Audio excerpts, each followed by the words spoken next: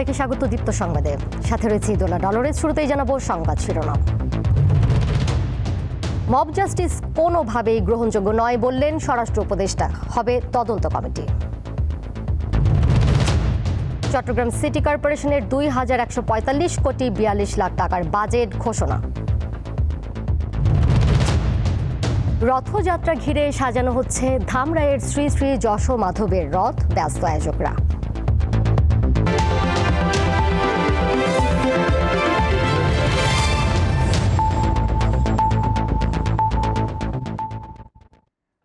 স্বরাষ্ট্র উপদেষ্টা জাহাঙ্গীর আলম চৌধুরী বলেছেন, মব জাস্টিস কোনোভাবেই গ্রহণযোগ্য নয়। সাবেক সিসি নুরুল হুদার সঙ্গে যা হয়েছে তা কোনোভাবেই গ্রহণযোগ্য নয়। সকালে গাজীপুরের কালিয়াকৈর উপজেলার মৌচাক এলাকায় হর্টিকালচার সেন্টার পরিদর্শন শেষে সাংবাদিকদের প্রশ্নের জবাবে উপদেষ্টা এসব কথা বলেন।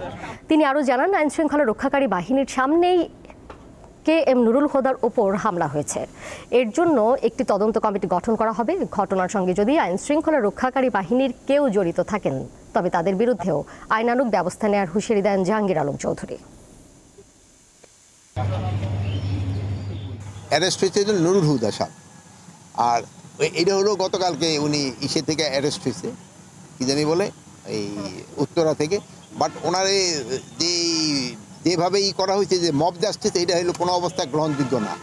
ওনার যে ওই বিভিন্ন ওনার সাথে যে একটা খারাপ দেখছেন ঠিক পাঠায় দিছে, এটা কোনো অবস্থায় গ্রহণযোগ্য না। আর ওখানে আরেকটা দেখা গেছে যে আইন শৃঙ্খলা বাহিনীর সামনেও ওনার উপরে করা হচ্ছে। এটার জন্য আমরা একটা তদন্ত করে দেখব, এটার সাথে যদি কোনো আইন শৃঙ্খলা বাহিনী জড়িত থাকে তাদের বিরুদ্ধে আমরা আইনানুগ ব্যবস্থা নেব। সাবেক 2 সংসদ সদস্যকে গ্রেপ্তার করেছে গোয়েন্দা পুলিশ। তাদের মধ্যে সাবিনা আক্তার তুহিনকে ঢাকার নবাবগঞ্জ থেকে এবং ফয়সল বিপ্লবকে মণিপুরি পাড়া থেকে গ্রেপ্তার করা হয়।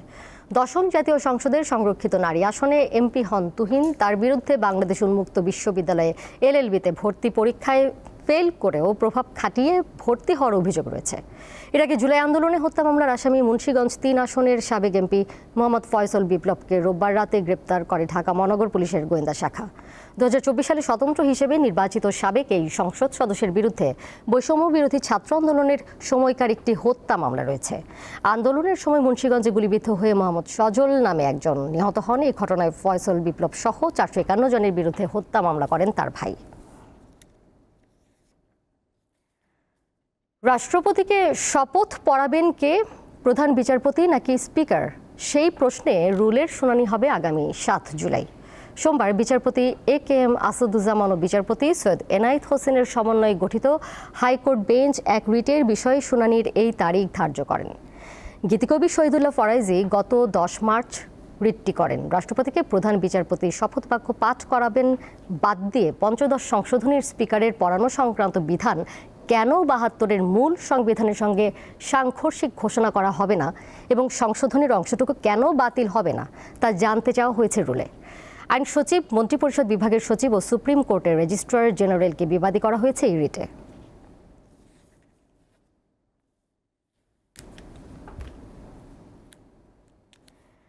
বিদ্যমান শিক্ষা ব্যবস্থার সংস্কার করতে হবে, তবে তা সময় সাপেক্ষ বলে জানিয়েছেন পরিকল্পনা উপদেষ্টা ডক্টর ওয়াহিদ উদ্দিন মাহমুদ।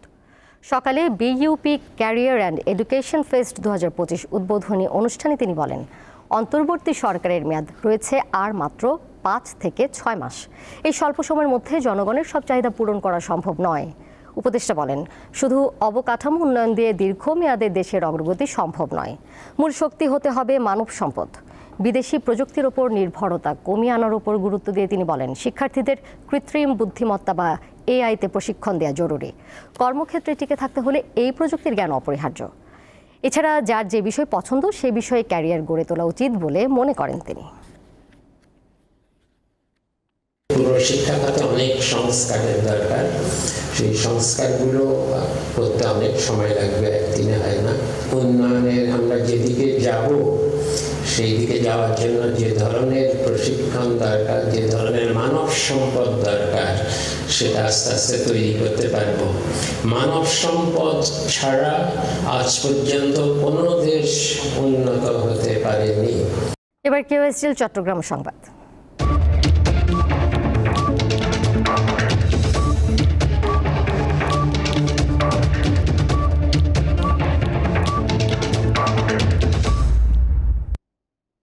2025-26 অর্থ বছরের জন্য 2145 কোটি 42 লাখ টাকার প্রস্তাবিত বাজেট ঘোষণা করেছেন চট্টগ্রাম সিটি কর্পোরেশনের মেয়র ডাক্তার শাহাদাত হোসেন। সোমবার টিআইসি মিলনায়তনে চসিকের বাজেট ঘোষণা করেন তিনি। মেয়র 2024-25 অর্থ বছরের 1221 কোটি 96 লাখ টাকার সংশোধিত বাজেট উপস্থাপন করেন। বাজেট বক্তৃতায় মেয়র বলেন, 2024 সালের 3 নভেম্বর দায়িত্ব গ্রহণের সময় চসিকের দেনার পরিমাণ ছিল 596 কোটি টাকা, যার মধ্যে ডিএসএল বাবদ বকেয়া ছিল 146 কোটি টাকা। ধারাবাহিক দেনা পরিশোধের মাধ্যমে বর্তমানে মোট দেনা 400 কোটি টাকায় নেমে এসেছে। তিনি আরও জানান, চট্টগ্রাম বন্দর কর্তৃপক্ষ থেকে এবার প্রথমবারের মতো পৌর কর বাবদ 140 কোটি টাকা আদায় সম্ভব হয়েছে।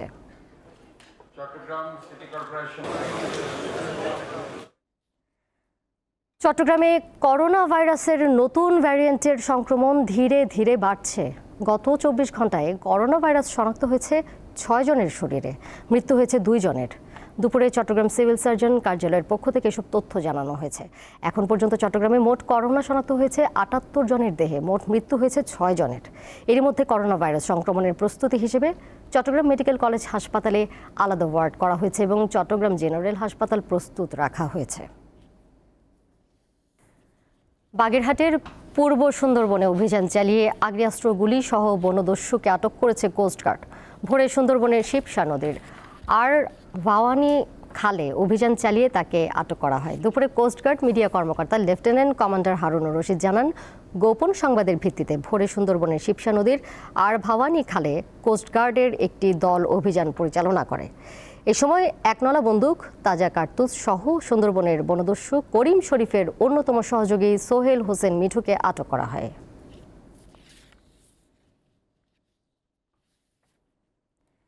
সিরাজগঞ্জে ব্যবসায়ী গোলাম মোস্তফা হত্যা মামলায় একজনকে মৃত্যুদণ্ড ও 4 জনকে যাবজ্জীবন কারাদণ্ড দিয়েছে আদালত। দুপুরে সিরাজগঞ্জে অতিরিক্ত জেলা দায়রা জজ আদালত 3-এর বিচারক মোহাম্মদ মাহবুবুর রহমান এই রায় দেন। মৃত্যুদণ্ডপ্রাপ্ত আসামি তারেকুল ইসলাম তারেক সদর উপজেলার রানী গ্রামের বাসিন্দা। যাবজ্জীবন সাজাপ্রাপ্তরা আসামিরা হলেন সদর উপজেলার রানী গ্রামের এলাকার সেলিম রেজা, বাদল শেখ, নজরুল ইসলাম ও সাইদুল ইসলাম। 2018 সালের 3 অক্টোবর সিরাজগঞ্জ পৌর এলাকার রানী গ্রামের বাসিন্দা গোলাম মোস্তফাকে কুপিয়ে হত্যা করা হয়। ম্যানেজারের নাম্বার ছিল, সেই ম্যানেজারকে। রথযাত্রা উৎসবকে ঘিরে নতুন করে সাজানো হচ্ছে ঐতিহ্যবাহী ঢাকার ধামরাইয়ের শ্রী শ্রী যশো মাধবের রথ। 27 জুন থেকে হবে এবারের রথযাত্রা উৎসব। শেষ মুহূর্তে ব্যস্ত সময় পার করছেন আয়োজকরা।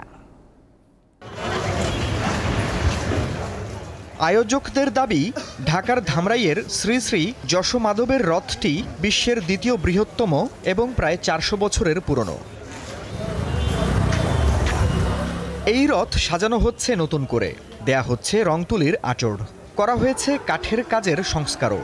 উৎসব শুরুর আগেই শেষ হবে যাবতীয় কাজ। আলপনা কিছু, লতা পাতা কিছু বাকি রয়েছে, এগুলো আমরা করতেছি, খুব ব্যস্ততার মধ্যে আছি এখনো। কিছু মূর্তির ছবি আছে, এগুলো সব প্রায় শেষের দিকে, কিছু কাজ রয়েছে বাকি। ইনশাআল্লাহ আমরা ওই 2 দিন লাগবে সময়, এই সময়ের ভিতরে আমরা এই রথটা কমপ্লিট করে ছেড়ে দেব। আয়োজকদের আশা, অন্যান্য বছরের মতো এবারও উৎসব মুখর পরিবেশে হবে রথযাত্রা। এর মধ্যেই ধামরাই সাজ রব পড়েছে। ইতিমধ্যে আমরা রথযাত্রা উৎসব কমিটি প্রশাসনের সর্বস্তরের সাথে আমরা আলোচনা করেছি, বৈঠক করেছি। সব স্তর থেকে আমাদেরকে আশ্বস্ত করেছে নিষিদ্ধ নিরাপত্তার মাধ্যমে এবার অন্যান্যবারের মতোই আনন্দমুখর পরিবেশে আমাদের এই রথযাত্রা উৎসব পালন হবে। পুলিশ বলছে, উৎসবে 3 স্তরের নিরাপত্তা ব্যবস্থা সহ আইন শৃঙ্খলা বাহিনীর বাড়তি সদস্য মোতায়েন থাকবে। এখানে আমাদের 3 স্তরে পুলিশের ডিউটি থাকবে এবং এছাড়াও আমাদের checkpost duty, picket duty, rooftop, বিশেষ নিরাপত্তা ডিউটি, এছাড়া যাতে গাড়ি যাতায়াতের যানবাহনে কোথাও সমস্যা না হয় সেই জন্য ট্রাফিক ব্যবস্থাপনা থাকবে। 27 জুন থেকে শুরু হবে রথযাত্রা উৎসব। 5 জুলাই উল্টোটানের মধ্য দিয়ে শেষ হবে এটি। আর রথ মেলা চলবে 17 জুলাই পর্যন্ত। দীপ্ত বার্তা কক্ষ। বরগুনার 14টি খেয়াঘাট পার হতে এখন যাত্রীদের শতকরা 25 ভাগ বেশি ভাড়া গুনতে হচ্ছে। সম্প্রতি এসব ঘাট ইজারাদায়ী কর্তৃপক্ষ এতে ক্ষুব্ধ প্রতিক্রিয়া জানান যাত্রীরা।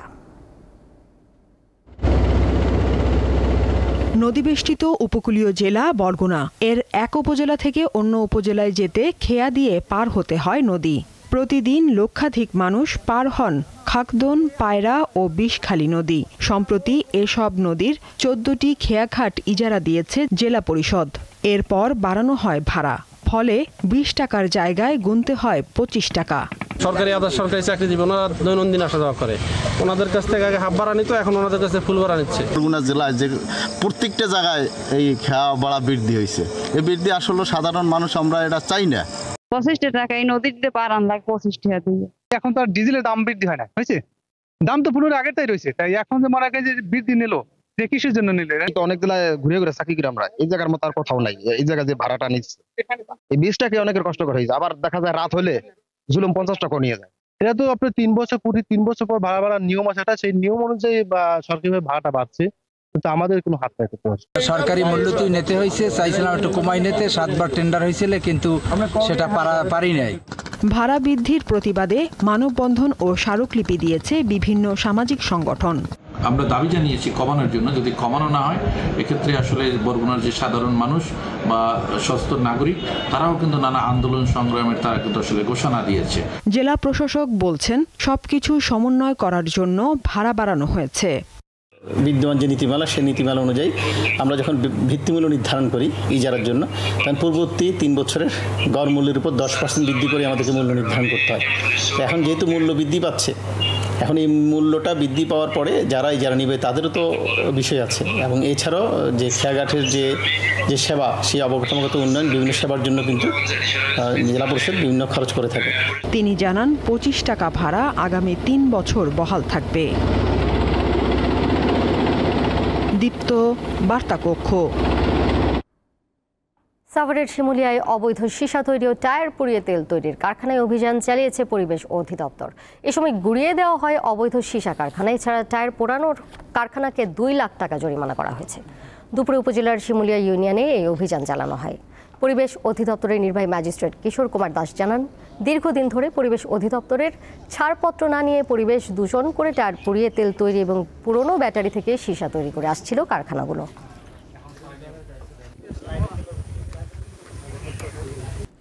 আন্তর্জাতিক প্রসঙ্গ। ইরানের ইয়াজদ প্রদেশে ইসরায়েলি হামলায় দেশটির ইসলামিক বিপ্লবী গার্ড কোরের 10 সদস্য নিহত হয়েছে বলে জানিয়েছে দেশটির আধা সরকারি সংবাদ সংস্থা তাসনিম। গতকাল রোববার এই হামলা চালানো হয়। এছাড়া ইরানের পশ্চিমাঞ্চল, পূর্বাঞ্চল ও মধ্যাঞ্চলের অন্তত 6টি বিমানবন্দরে হামলা চালানোর দাবি করেছে ইসরায়েল। ওই হামলায় ইরানের অন্তত 15টি উড়োজাহাজ ও হেলিকপ্টার বিধ্বস্ত হয় বলেও জানিয়েছে ইসরায়েলের সামরিক বাহিনী।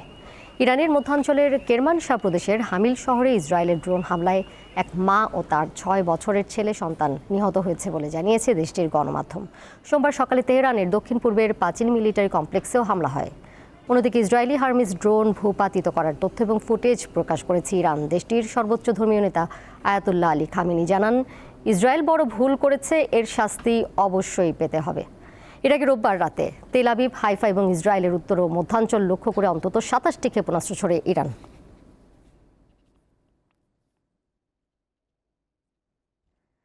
ইরানের পার্লামেন্ট হরমুজ প্রণালী বন্ধের অনুমোদন দেওয়ায় বিশ্বজুড়ে জ্বালানি সরবরাহে বড় ধরনের বিঘ্ন ঘটার আশঙ্কা দেখা দিয়েছে। এর মধ্যে তেলের দাম শতকরা 3.5 ভাগ বেড়ে গেছে। ইরানের পারমাণবিক স্থাপনায় যুক্তরাষ্ট্রের বোমা হামলার পর তেহরান হরমুজ প্রণালী বন্ধের উদ্যোগ নেয়।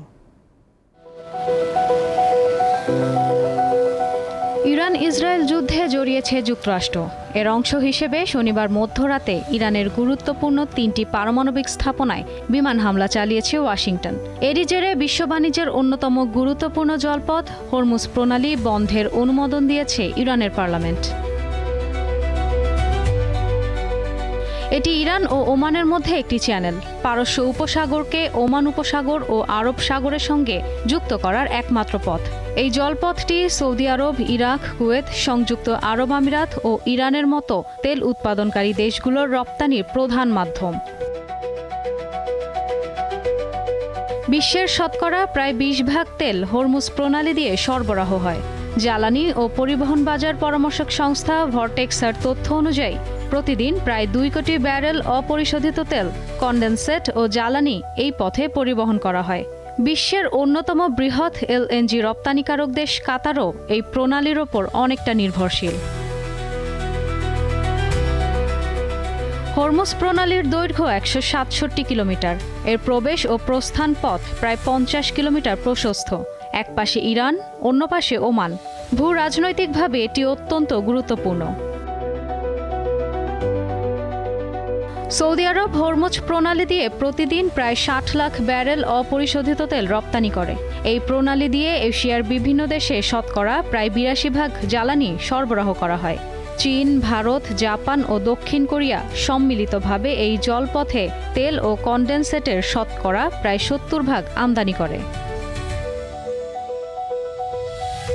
বিশ্লেষকদের মতে হরমুজ প্রণালীতে কোনো ধরনের বিঘ্ন বা অবরোধ জ্বালানি তেলের দাম বাড়িয়ে দিতে পারে। এটি এশিয়ায় মারাত্মক নেতিবাচক প্রভাব ফেলবে। এরই মধ্যে বিশ্ববাজারে জ্বালানি তেলের দামে ঊর্ধ্বগতি দেখা গেছে। হরমুজ প্রণালীতে ইরানের নিয়ন্ত্রণের কারণে 2019 সালে সৌদি আরব সাময়িকভাবে অপরিশোধিত তেল সরবরাহের জন্য একটি পাইপলাইন স্থাপন করে। এটি 1200 কিলোমিটার দীর্ঘ এবং প্রতিদিন 50 লাখ ব্যারেল তেল সরবরাহ করতে সক্ষম। আন্তর্জাতিক সম্পর্ক বিশেষজ্ঞদের মতে হরমুজ প্রণালী ইরানের কাছে একটি পারমাণবিক অস্ত্রের মতো। একে প্রতিরোধ ক্ষমতা হিসেবে বিবেচনা করে দেশটি। ইশরাত সুমা, দীপ্ত বার্তা কক্ষ। এবারে জানাবো খেলার খবর। শ্রীলঙ্কার বিপক্ষে 3 ম্যাচের ওয়ানডে সিরিজের জন্য মেহেদী হাসান মিরাজকে অধিনায়ক করে 16 সদস্যের দল ঘোষণা করেছে বিসিবি। দলে ফিরেছেন লিটন দাস, নাইম শেখ ও শামীম হোসেন। সোমবার সকালে দল ঘোষণা করা হয়। বিপিএল ও ডিপিএলে ভালো পারফর্ম করায় 2 বছর পর দলে ডাক পেয়েছেন নাইম শেখ। দলের অন্য সদস্যরা হলেন তানজিদ হাসান তামিম, পারভেজ হোসেন ইমন, নাজমুল হোসেন শান্ত, তাওহিদ হৃদয়, জাকির আলী অনিক, রিশাদ হোসেন, তানভীর ইসলাম, মুস্তাফিজুর রহমান, তানজিব, হাসান সাকিব, তাসকিন আহমেদ, নাহিদ রানা ও হাসান মাহমুদ। আগামী 2 জুলাই শুরু হবে 2 দলের মধ্যে ওয়ানডে সিরিজ। ওপেনিং জায়গাটা সবসময় একটা স্পেশালাইজ জায়গা, যেখানে কোনো একজন ওপেনারের কোনো ঘাটতি হলে, স্পেশালি একদিনের ক্রিকেট যেখানে অ্যাগ্রেশন আছে, তখন ন্যাচারালি আমাদের আরেকজন বিকল্প ওপেনারের কথা চিন্তা করা হয়। ইউজুয়ালি মোস্ট অফ দ্য টুরে 3টা ওপেনার সাধারণত থাকে। তো সেই আলোকে আমাদের তখন চিন্তা করতে হচ্ছে যে এই মুহূর্তে আমাদের তৃতীয় ওপেনার হিসেবে সবচেয়ে ভালো এবং কে অ্যাভেলেবেল আছে, এবং সেই আলোকেই নাইম শেখ এসছেন টিমে। দীপ্ত সংবাদ শেষ করার আগে শিরোনামগুলো জানিয়ে দিব আরও একবার। মব জাস্টিস কোনোভাবেই গ্রহণযোগ্য নয় বললেন স্বরাষ্ট্র উপদেষ্টা, হবে তদন্ত কমিটি। চট্টগ্রাম সিটি কর্পোরেশনের 2145 কোটি 42 লাখ টাকার বাজেট ঘোষণা। রথযাত্রা ঘিরে সাজানো হচ্ছে ধামরাইয়ের শ্রী শ্রী যশো মাধবের রথ, ব্যস্ত আয়োজকরা।